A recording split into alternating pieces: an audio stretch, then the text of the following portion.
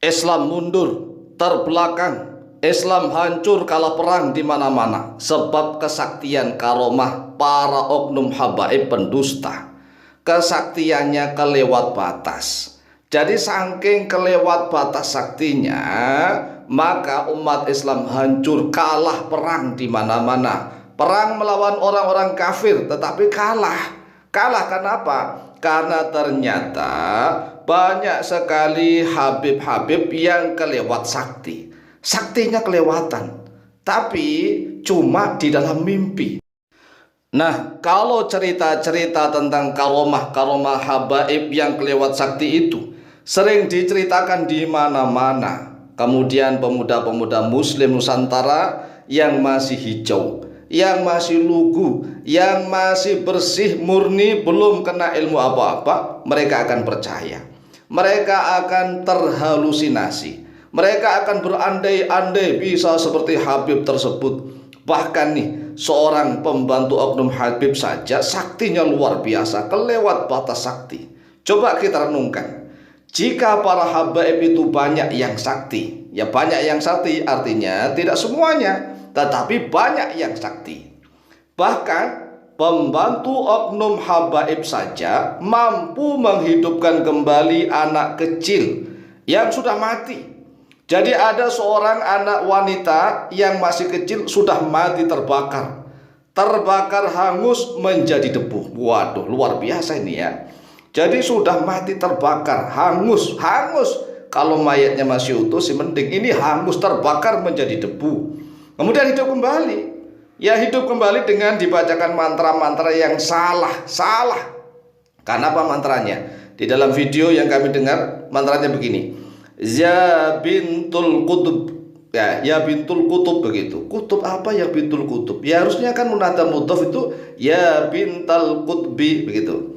Ya bintal kutbi, jangan dibaca ya bintul kutub. Kemudian lagi ya zaujatul kutub begitu. Ya seharusnya ya zaujatul kutbi, ya zaujatul kutbi begitu. Kemudian lagi ya ummul kutub, seharusnya ya ummal kutbi. Sudah salah ngeyel pede menceritakan karomah-karomah kesaktian halusinasi para habaib yang meracuni para pemuda muslim di Nusantara.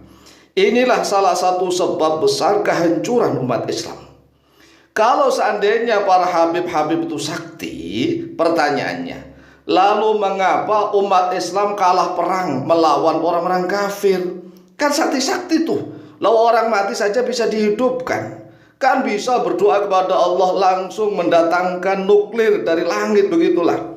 Jangan hanya mendatangkan susu dari langit, hujan susu dari langit, mendatangkan rantai emas dari langit, datangkan tuh nuklir, bom, menghancurkan orang-orang kafir. Coba renungkan, pikir dengan akal yang waras, pikir dengan pikiran yang cerdas. Ya otak ini kita harus waras, akal harus cerdas. Jangan mudah percaya dan terbuai dengan cerita-cerita oknum-oknum habaib pembohong dan pendusta. Masya Allah, cerita-cerita khurafat, cerita-cerita takhayul, ilusi, delusi yang meracuni anak-anak muda muslim di Nusantara. Sehingga mereka ini terbuai, berandai-andai, bertamani. Karena ceritanya sudah di luar batas, kelewat batas kesaktiannya. Oleh sebab itulah oknum-oknum habib seperti itu harus segera ditanyai nih. Kalau tidak bisa menghentikan cerita-cerita khurafat dan tahayul begitu, ya umat Islam di Nusantara meninggalkan majelisnya, bubar tuh bubar. Itu sudah nggak masuk akal sama sekali. Walaupun takaromah itu memang semuanya tidak masuk akal, tetapi ini sudah kelewat batas. Kalau seandainya misalnya para habaib-habaib itu sakti, berdoa mohon kepada Allah tatkala perang melawan orang-orang kafir, datangkan tuh burung ababil yang membawa kerikil-kerikil dari neraka menjadi nuklir itu kan. Nuklir, orang-orang kafir porak-poranda tuh menang, umat Islam menjadi jaya begitu. Ya, tapi kenyataannya nih, mulai dari Daulah Bani Abbasiyah di Baghdad yang jaya beratus-ratus tahun, tapi hancur diserang tentara Mongol. Coba Mongol nih dipimpin oleh Halukan pada tahun 565 Hijriah atau 1258 Masehi. Ya tidak hanya itulah, perang salib yang berkepanjangan nih, mulai abad ke-15 sampai abad ke-17 antara orang-orang Islam dengan orang-orang kafir yang selalu kalah menangnya bergantian. Kalau seandainya banyak oknum-oknum Habib yang sakti-sakti mandraguna itu, seharusnya setiap perang umat Islam menang, begitu menang lah, wong gampang. Kan bisa menurunkan rantai besi dari langit, rantai api, bukan hanya rantai emas. Kan bisa mendatangkan hujan, katanya hujan susu. Lah ini didatangkan hujan batu, begitulah. Coba bayangkan, umat Islam Indonesia harus waras, harus rasionalis. Ya jangan terbuai dengan cerita-cerita oknum-oknum Habib, penipu, pembohong, pendusta. Yang namanya penipu, pembohong itu dosa besar. Ya, Masya Allah, banyak sekali kesultanan di dunia ini yang perang itu kalah, tidak selalu menang. Kalau Habib-Habibnya itu sakti, ya selalu menang seharusnya kan. Perang salib saja kalah menang. Selama mulai dari abad ke-15 sampai abad ke-17 itu begitu. Sampai umat Islam itu kalah, hancur perpustakaan Islam diboyong oleh orang-orang kafir, diterjemahkan ke dalam bahasa mereka, bahasa Yunani, diterjemahkan ke dalam bahasa Inggris, ke dalam bahasa-bahasa orang Eropa, sehingga umat Islam akan semakin terbelakang di dalam ilmu pengetahuan. Coba lagi Kesultanan Turki ini, Kesultanan Turki Utsmani yang berdiri mulai tahun 1299 Masehi, tetapi hancur pada tahun 1923 Masehi. Mengapa? Ya karena selalu diserang oleh orang-orang Eropa, orang-orang kafir.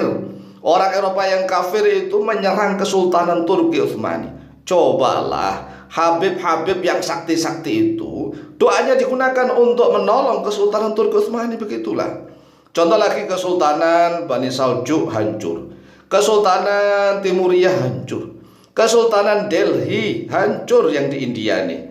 Kemudian Gujarat juga hancur. Kesultanan Mughal di India juga hancur. Kesultanan Perlak di Nusantara, di Aceh hancur. Kesultanan Samudra Pasai juga hancur. Kesultanan Aceh Darussalam hancur. Kesultanan Demak hancur. Kesultanan Cirebon juga hancur. Kesultanan Banten hancur.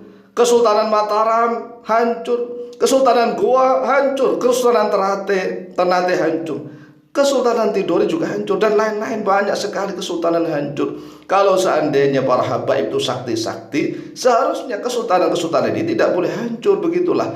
Maka kita harus berpikir waras, berakal yang sehat. Demikian wallahu ta'ala.